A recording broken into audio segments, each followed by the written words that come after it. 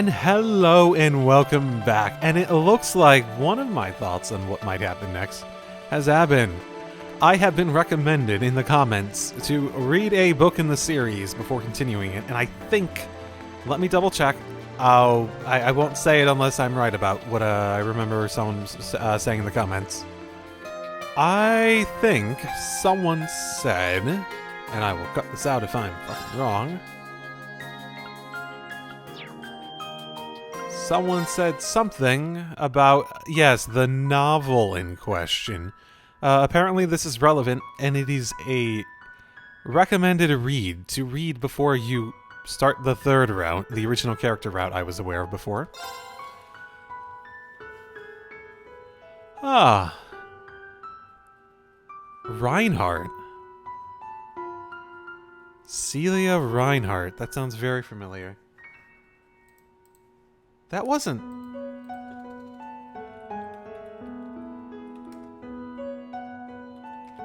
Wait. God. Nope. Google. Stop fighting me, Google. No, Reinford. Well, okay, Reinford was Elise's last name. Okay. So maybe it's very unrelated. Okay, 10 chapters. I guess let's jump into this. I'm not going to read it all out loud, but I will. Knowing how these work, they're not that... Oh my goodness, 22 pages for chapter... Oh my fucking goodness, this is actually really fucking long.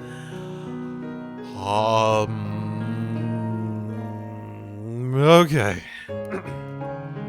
Let's go.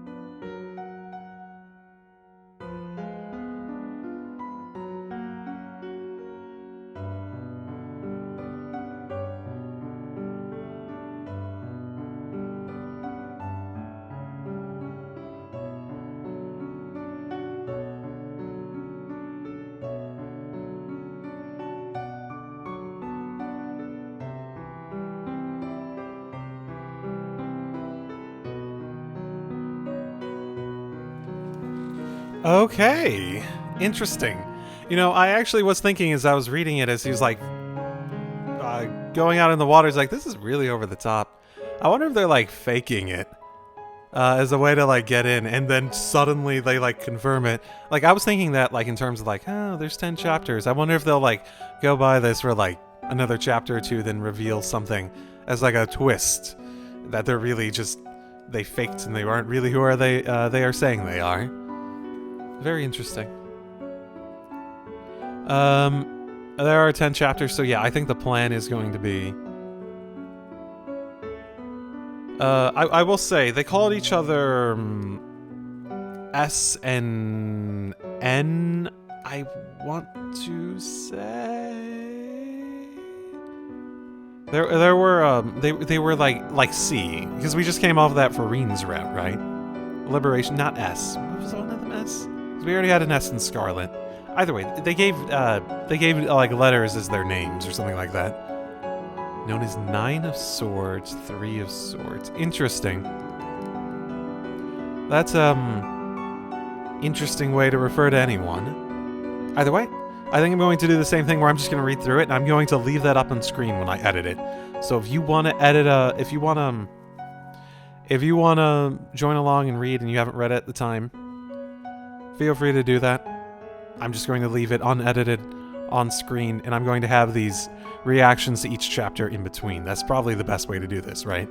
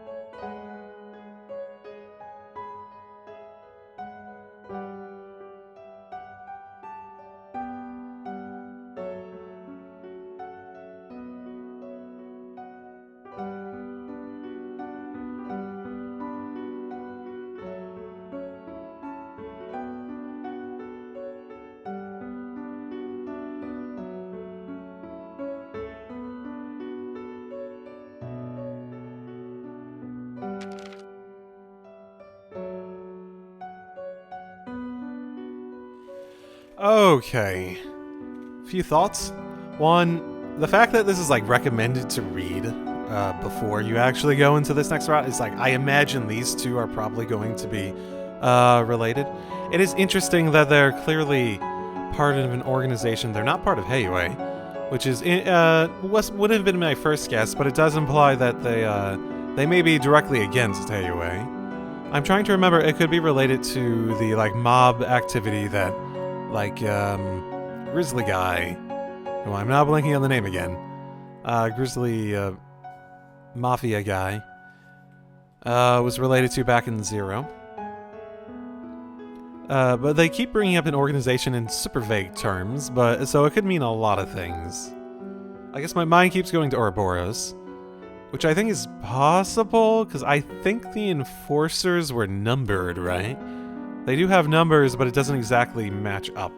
The other thing is the Liberation Front, but that doesn't feel like it fits how they're like phrasing the organization in this, because would you call that an organization?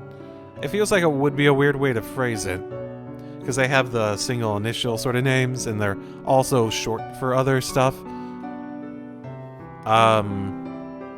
S and N. Then again, having another S would be weird. So maybe, again, another one that would be weird for it to be the Liberation Front. Either way. Yeah, a lot of action in this one. I actually find reading action like that sort of boring. To be honest, I don't find it very interesting. It's not like bad, it's just... it's not the parts that I'm interested in, I guess. I like the character writing and the dialogue and that stuff significantly more. So yeah, next one.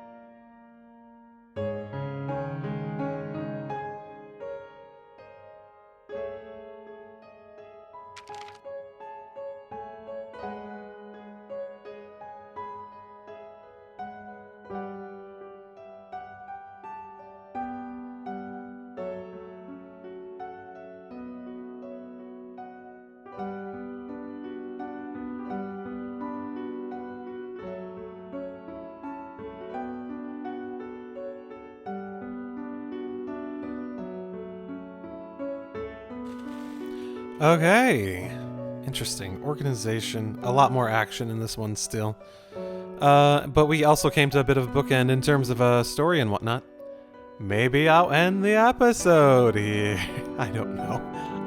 It is only like chapter 3 or 4. So they recognize archaism, so they are underground enough to know enough about like all that sort of stuff. Not that it's really much of a secret anymore. The more they talk about this organization, the more I feel like it's something brand new. How they talk, how they think, how they act really doesn't feel like it matches up with anything else that I recognize. Because they're not Heiwei, right? So they're not, like, yins. Like, Rixia's sort of, like, whole deal, right? They're not part of that, like, I think she had, like, an assassin or something equivalent, but she was, like, contracted by Heiwei and all that sort of fun stuff. There might have been another organization that could have been related to it in some capacity that, I don't really remember it in that much detail, like her background, but I know they were, like, working with Heiwei. So if he's just, like, a member of Heiwei, then... maybe. Either way, I will say, this chapter read, like, between this and the last chapter, it felt like they were writing just, like, a section of the game. It did legitimately feel like whoever wrote this wanted to make it into a section of the game. Just like how things were written, you had all the sort of like elements of it. It felt like you had the corridor leading up to the boss fight, and the boss fight with, etc., etc., etc. You even had like an analyze element to it, and like a bunch of stuff with like instant cast time, sword orbment thing. Oh, that feels like a mechanic to apply to a party member. Very interesting. Chapter 4, 3 of Swords.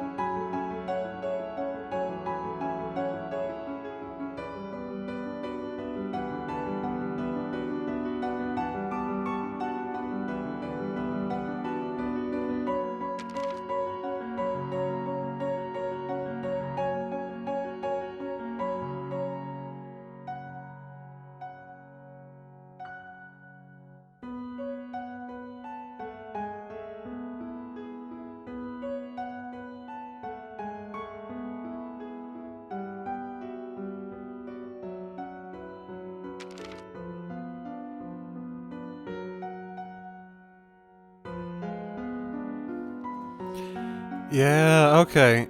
So they're explaining the organization more. Yeah, that's sort of fucked. Definitely feels... Man, how do you keep an It's like interesting, like, yeah, it's basically like everyone else, like everyone is keeping each other hostage.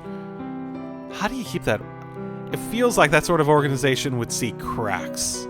Cracks that would form, and once the cracks start forming in terms of that foundation, it would blow the fuck up at a point. So, I will say, they said that some of the assassins, and like, I don't think it's Riksha's assassin group. It might be. It might be... like, the whole tarot card thing does make me feel as though it could be from Calvard on the, like, sort of the more Eastern inspiration element of it. Then again, maybe I only associate tarot cards with the East because of Persona. Maybe I'm dumb. Maybe they're completely not an Eastern thing, and it's just Persona's borrowing the concept. It is interesting though. I do think, yeah, they definitely feel like they're a relatively unique thing. Either way, the whole tarot card thing. Yeah, I don't remember anything with Rixa that was like I could imagine. It's been a long time since I've even fucking thought about her stuff. But I do believe I don't remember any of her stuff feeling like it fit in with the tarot card element very specifically. Also, the partner element, considering that she did not have a partner, by my memory of it. But yeah, it's very interesting. They were talking about how, like, the strongest ones, like, the strongest ones out there of these assassins are, like, stronger than the strongest bracers. I guess, like, the only way that you could keep that going is, like, it's not like just a bunch of hostages keeping each other hostage. It's also, you have to have people on the top that are loyal to whatever, like, this organization actually, like, has. I'm also trying to remember, like, Ren's background. Like, she was, experimented on, right? Wasn't that the big thing? Because I don't think she started in Ouroboros, right? She was, like, related to, like, the experiments that Tio went through in Crossbell. And then eventually got picked up. Yeah, because there's that whole... Yeah. Yeah, this reminds me of that in a lot of ways. I don't think it's the same, but it does remind me of that in a lot of ways.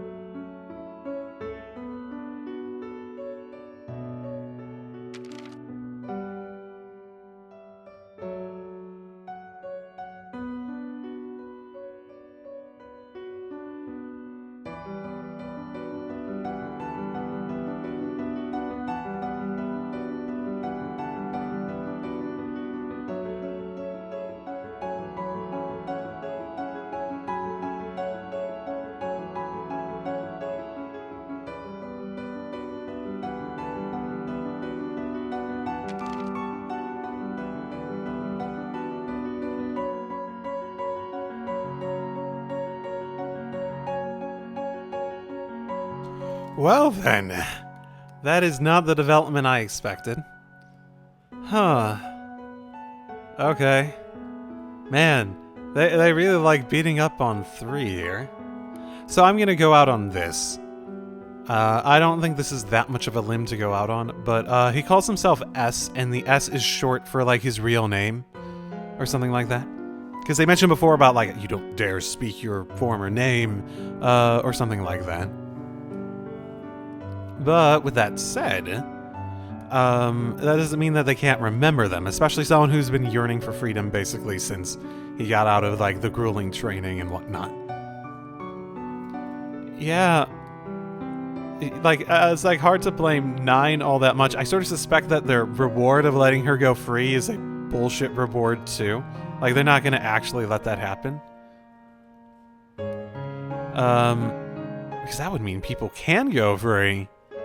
That would mean that people would be motivated to betray each other, even when there wasn't anything going on. Right? I guess even having the reward would make that... Even, like, the rumor of the reward or the lie of the reward would make that the case. I don't know, with how this organization is run, I don't really buy that they let her go on that basis. Also,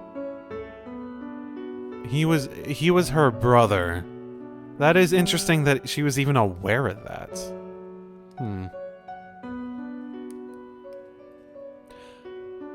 Either way, yeah, it feels like, wow, they're beating up on fucking 3 here. And I guess that's an interesting development in terms of, like, if they end up being a,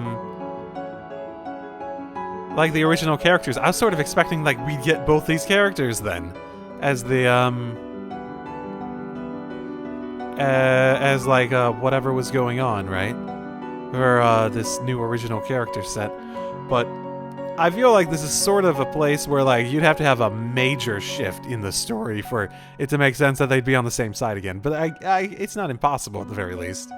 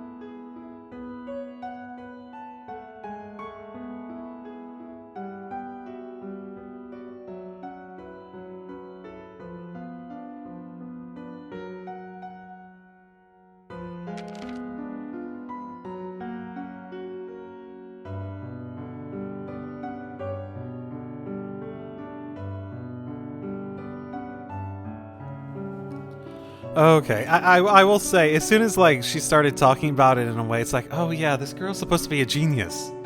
Yeah, she probably figured it out. Okay.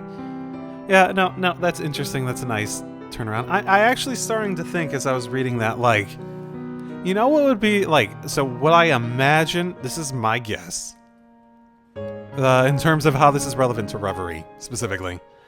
My guess is that how this story goes is basically that it's going to be related to these two characters in some form. Mainly, I'm thinking this because I think it would be a really cool story to tell, just like as a concept, like where we are in the series. It would be a really cool way to tell a story, where you basically have these two. They will eventually escape. Like, however the story ends, they will escape and they'll be on the run. Then they will find themselves in some fantastical situation during that, and part of their struggle to survive will come across one of the just like wonders of this world, a septarian, of something, right? One of the like weird things that can cause these like abnormal, amazing effects, right? And what we saw in the first act for Lloyd and Reen, all these like sort of things don't quite add up, will be the after effects of this like really deeply simple personal story that's just happening in a different corner of the world or a different corner of Erebonia by this thing, because there's like this entire nation. Not everything is revolved around Reen and them, but if it gets big enough, they'll eventually notice and get involved in that sort of thing. So I was saying that this is my prediction because I feel like it would make for a really interesting story to tell, like a very like sort of small scale personal story that gets involved with the gets involved with the fantastical elements of this world in a very like small scale personal way. Like in the small scale personal way that running away from like an assassin organization that wants to kill you can be. And then proceeding to words. So you have this like small personal story, and then it just starts causing effects on other stuff. It's still like this personal story going on there, and it's like this small scale struggle between like just people trying to live their lives. This is sort of why I wanted like the crossbow stuff to be like, oh, signing ceremony is fine. Let's have this like small scale murder thing. Mainly because like I'm sort of like in this world, I want to sort of see that sort of like small scale personal story, right? Like in the same way a murder mystery could have like been effective. I feel like this like is going in the same sort of direction where it's like dealing with trauma, dealing with like really desperate situations, really like traumatized characters, that sort of thing. I feel like it would be very interesting if that was the direction it went. Where basically what it is, and when we get into whatever is happening with this other character, this other route that we came across at the beginning of this, it basically will involve them running away, and I really hope it just, like, it'll escalate towards the end and involve Reen and Lloyd and them, just because, like, of course it does, we're in this big world that's established. It won't just be, like, forgotten and never touched upon by all this sort of stuff. But I find that, like, that would be, like, a really interesting way to tell a story. In contrast to like the big scale massive cast sort of stuff that we've had, like in Cold Steel 4, you get sort of like your cake and eat it too. You have this like small scale personal story without ignoring the bigger world that you've set up. I really hope it goes that direction. I really, really do, because that sounds awesome.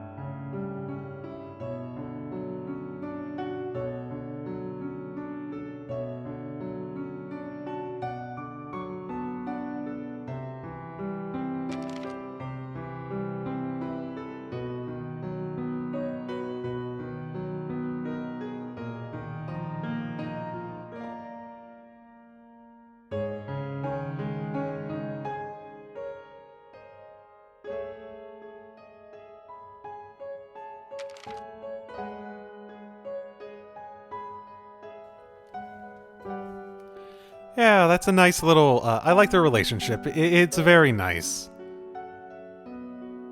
Given what chapter we're on, I'm going to guess that yeah, this is basically going to play out in a way where it's going to finish up their battle with him, and then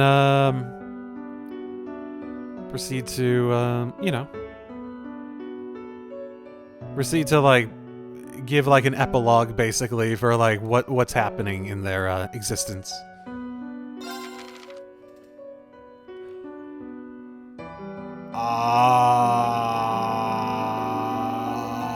Okay, that's a very familiar sight.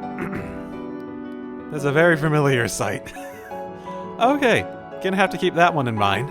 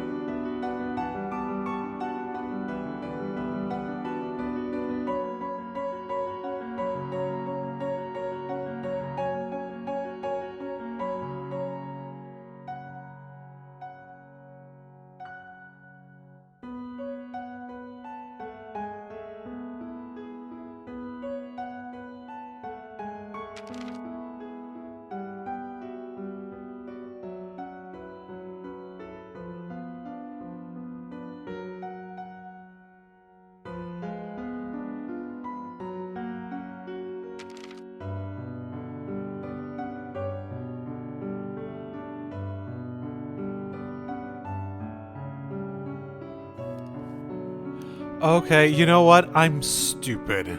Not that I remembered the name in the first place, but 13 factories. Factory. Factory Echo, that's the relevant part of the, like, words they use. The thing that they kept mentioning about factory. Okay, so he's an Anguis or something, right? I mean, he has to be, right? With the, prevalence that he had in, he's either... The fact that he's, like, working for, like, presumably this assassin organization is, like, one of the, like, factories within, Ouroboros, basically, right? It's one of the ones the Anguis basically just runs. And he's presumably the leader running it. Even though he's just, like, just the overseer and that sort of stuff. So I guess it makes sense as to what the actual structure is. Stupid Echo being stupid and not remembering things that are from, like, 2-3 years ago. That makes a lot of sense, though. And basically, yeah, that's an interesting concept. Someone who, like... So he looks like... He looks ridiculous because he's just... He's throwing a million different artifacts on himself. And he may have lost one. Okay? I think we're on... 8 or 9, so there shouldn't be too much more, even though this has been over an hour of this. 9, okay, 2 more.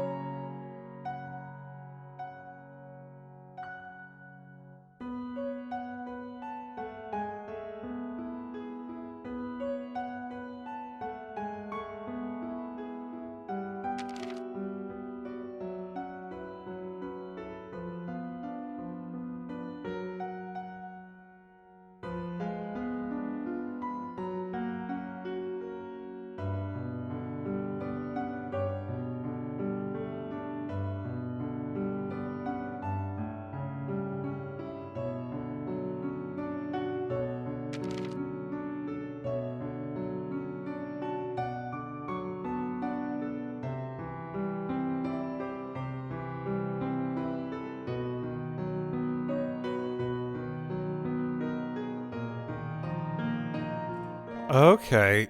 Very interesting. I actually expected them not to win because of the fact that that is him that shows up in, like, the freaking crossspell.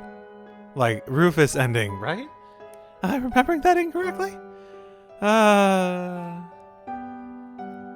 Either way. One last twist, I imagine. We'll see if they actually commit to him being dead, or if... Actually, with everything else that's sort of, like, weird that it's going on, that sort of thing, it would be, all the, like, wait, that doesn't quite add up sort of moments that we've had. I actually wonder if he will die here, and him showing up is another wait, that doesn't quite add up moment.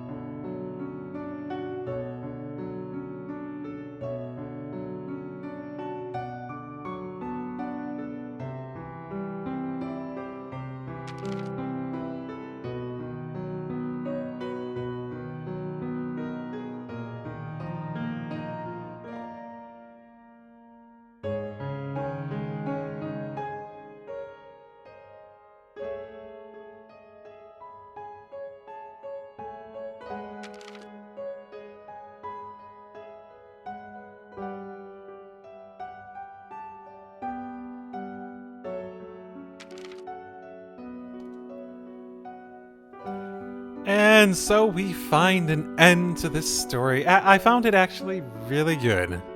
I don't think these are typically bad. They're just like, oh my goodness, I have to read sort of moments. That was really nice. And if it's going to be relevant, I mean, it feels like we're leading up. If this is relevant, it feels like we're leading up to following them, basically, as a story.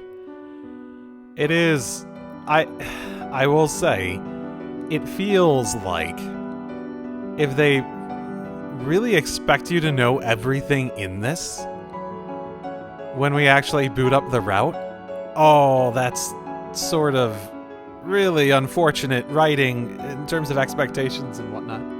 Because there's a fucking lot in here to unpack.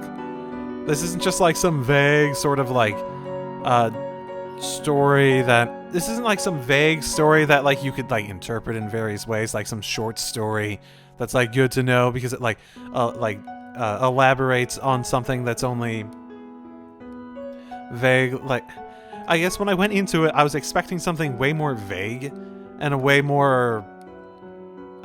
brief, really, is the answer to it. I wasn't expecting to spend over an hour on it. Nearly an hour and a half at this point. I am surprised by that, legitimately, that there is so much to it. And I'm very curious how much of it they will cover in the game itself.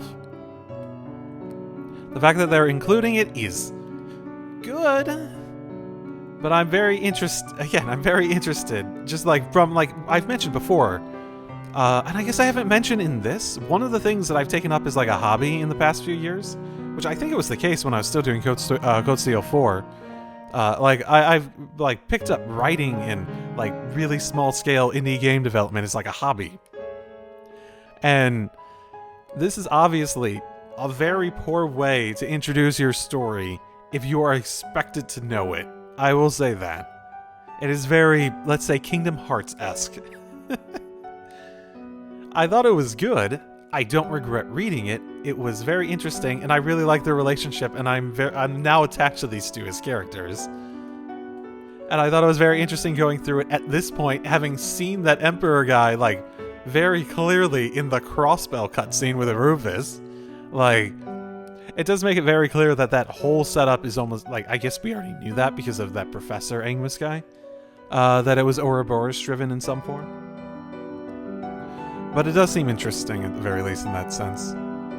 Either way, I am now very interested in how they'll pick this up in some form when I start this next route. So, I'll do that next time. I'll probably try to include this all in one episode, as long as it is. And I'll probably try to actually do chapters properly, so you can jump between my reactions if that's all you're interested in. So, I'll leave it there for now, and I'll see you all next time.